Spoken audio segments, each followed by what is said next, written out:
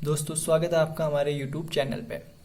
तो दोस्तों आज हम डिस्कस करने वाले हैं एक काफ़ी इंटरेस्टिंग टॉपिक के बारे में, वेव पार्टिकल ड्यूअलिटी के बारे में। आज हम इसके देखेंगे कि ये कहाँ से स्टार्ट हुआ, इसके बारे में एक्सप्लेनेशन, किस एक्सपेरिमेंट के बेस पे ये कहा गया कि वेव पार्टिकल ड्यूअलिटी होती है। ठीक है, तो सबसे पहले स्टार्ट करते हैं कि वेव पार्टिकल ड्यूअलिटी होती क्या है। दोस्तों हमारे यूनिवर्स में जितने भी पार्टिकल्स हैं, इलेक्ट्रॉन, प्रोटॉन, न्यूट्रॉन्स, जितने भी पार्टिकल्स हैं, ठीक है, ये क्या होते हैं, इस फिनोमेना के अकॉर्डिंग ये क्या करते हैं, वेव और पार्टिकल नेचर दोनों शो करते हैं। ठीक है, तो ये हमने माना गया। अब देखते हैं किस एक्सपेरिमेंट के बेस पर शुरुआत हुई इसकी और कैसे स्टार्ट हुआ वेव पार्टिकल ड्यूअलिटी के बारे में। इसकी हम पूरी डिटेल में जाएंगे और इसका पूरा एक्सप्लेनेशन समझने की कोशिश करेंगे दोस्तों। तो दोस्तों सीधे चलते हैं ईयर 1900 में। ठीक है, इस समय तक हमें ये पता चल चुका था दोस्तों कि लाइट एक इलेक्ट्रोमैग्नेटिक वेव है, यानी कि लाइट एक वेव के रूप में ट्रेवल करती है जिसमें इलेक्ट्रिक और मैग्नेटिक फील्ड्स दोनों की प्रेजेंस होती है और ये दोनों एक दूसरे के परपेंडिकुलर मूव करते हैं। यानी कि लाइट कंसिस्ट होती है इलेक्ट्रिक फील्ड, मैग्नेटिक फील्ड से कंसिस्ट होती है और ट्रेवल करती है। ठीक है, तो ये क्या था, लाइट के वेव नेचर को शो करता था। यानी कि ये मैक्सवेल ने प्रूव किया था कि लाइट क्या है, एक इलेक्ट्रोमैग्नेटिक वेव है। लेकिन दोस्तों उस समय बहुत सारे फिनोमेना ऐसे थे जिनको वेव नेचर की हेल्प से समझाना पॉसिबल नहीं था। जैसे कि उस समय जो सबसे मेजर साइंटिस्ट के लिए प्रॉब्लम था वो था ब्लैक बॉडी रेडिएशन को एक्सप्लेन करना। ये एक ऐसा फिनोमेना था जिसे उस समय वेव नेचर से समझाया नहीं जा सकता था। इसके लिए जो सबसे पहला एक्सप्लेनेशन आया वो प्लैंक्स ने दिया। प्लैंक्स ने सबसे पहले क्वांटम आइडिया का यूज किया था। उन्होंने सबसे पहले इस आइडिया को डिस्कवर किया था। उन्होंने बताया था कि जो लाइट है वो क्वांटा से मिलके बनी है, यानी कि पैकेट्स ऑफ एनर्जी के रूप में बनी है, और उसी की हेल्प से उन्हें ब्लैक बॉडी रेडिएशन को समझाने की कोशिश की थी। लेकिन उस समय उनके इस आइडिया को काफ़ी ज़्यादा चैलेंज मिला। लोगों ने उनके इस आइडिया को काफ़ी ज़्यादा चैलेंज किया। इसके बाद एल्बर्ट आइंस्टाइन, जिन्होंने एक्सप्लेन करने के लिए आइंस्टाइन ने अपनी थ्योरी दी थी जिसे हम फोटोइलेक्ट्रिक इफेक्ट कहते हैं, जिनमें उन्होंने लाइट के क्वांटम नेचर को बताया था। और उन्होंने फोटोइलेक्ट्रिक इफेक्ट में ये बताया था कि लाइट क्या होती, कंसिस्ट होते हैं पार्टिकल नेचर में, और जब वो किसी मेटल से टकराते हैं तो उसमें से इलेक्ट्रॉन का एजेक्शन कर देते हैं। और ये तभी पॉसिबल था दोस्तों, उन्होंने कहा था कि ये तभी पॉसिबल होगा जब लाइट क्या हो, क्वांटा यानी कि फोटोन किसी पार्टिकल रूप में हो, ताकि वो जब वो किसी इलेक्ट्रॉन पर टकराए तो उसमें से इलेक्ट्रॉन एजेक्शन हो जाए। और इसके बहुत सारे एक्सपेरिमेंटली भी प्रूव हुए दोस्तों। इसका एक्सपेरिमेंट किए गए बहुत सारे, जैसे कि कॉम्पटन इफेक्ट एक्सपेरिमेंट किया गया दोस्तों, जिसमें ये बात सही साबित हुई कि लाइट क्या होती है, पार्टिकल नेचर शो करती है।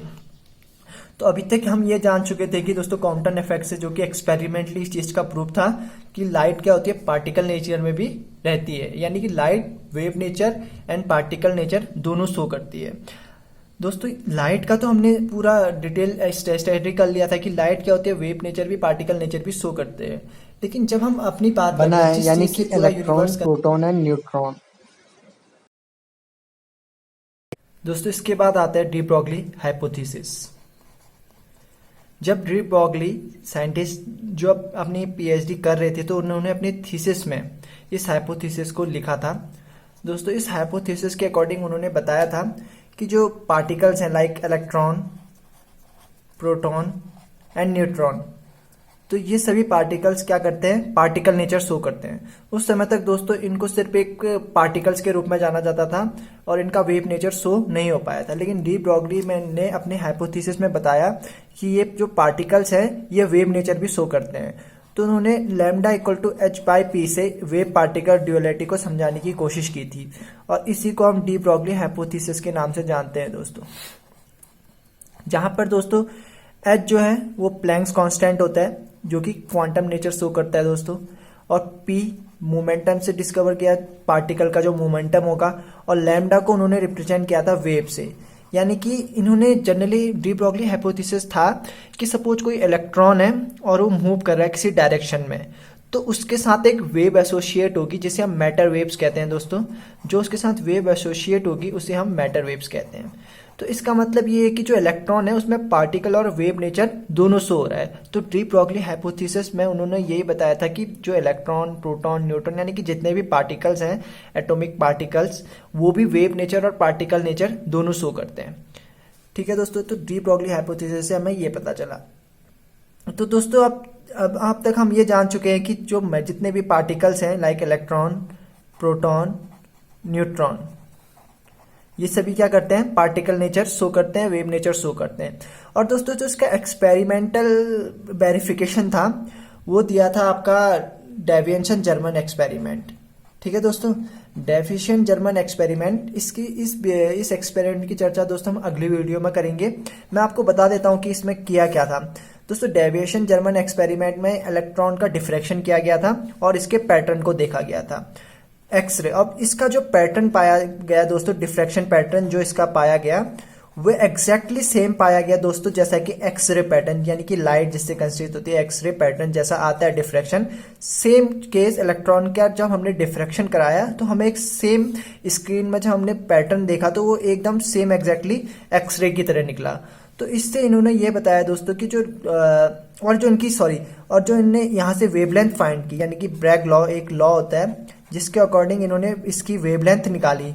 और ये जो वेवलेंथ आई दोस्तों लैम्डा, वो एग्जैक्टली मैच खाई डी ब्रॉगली हाइपोथेसिस के अकॉर्डिंग। जो फॉर्मूला था उससे एग्जैक्टली क्या खाया, रिजल्ट मैच हुआ, एक्सपेरिमेंटली वेरीफाइड हो गया। तो दोस्तों यहाँ से ये एक्सपेरिमेंटली पता चल गया था हमको कि जो पार्टिकल्स होते हैं लाइट की तरह ही वो भी बिहेव करते हैं, यानी कि both particle and wave nature show करते हैं। तो इससे दोस्तों ये पता चला कि जितने भी हमारे पार्टिकल्स हैं, लाइट है, all they show particle and wave nature. लेकिन अब ये एक बड़ा कंफ्यूजिंग सवाल आता है कि यार एक चीज एक ही समय पे दो चीज में स्टेज में कैसे रह सकती है। ये हम कह रहे हैं कि यही चीज पार्टिकल भी है और यही चीज क्या है, वेव भी है। तो इसके पीछे ये चीज मान सकते हैं कि आप पार्टिकल और वेव नेचर डिफरेंट फिनोमिना के लिए डिफरेंट रूप में बिहेव करते हैं। जैसे लाइट को हम अगर फोटो इलेक्ट्रिक इफेक्ट देख रहे हैं तो वहां पर तो लाइट क्या करेगी, ऐसे पार्टिकल बिहेव करेगी। लेकिन जैसे ही हम अपना एक्सपेरिमेंट बदल देते हैं, हम इंटरफेरेंस इफेक्ट देखने लग जाते हैं, तो वहां पर ये क्या करेगी, वेव के रूप में बिहेव करती है। यानी कि कंप्लीटली डिफरेंट हो जाएगा इसका जो एंगल है देखने का।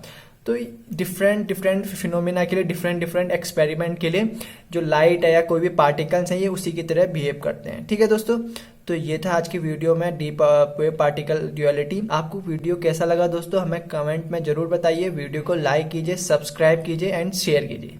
थैंक यू दोस्तों, और जल्दी मिलते हैं। तब तक के लिए कीप लर्निंग।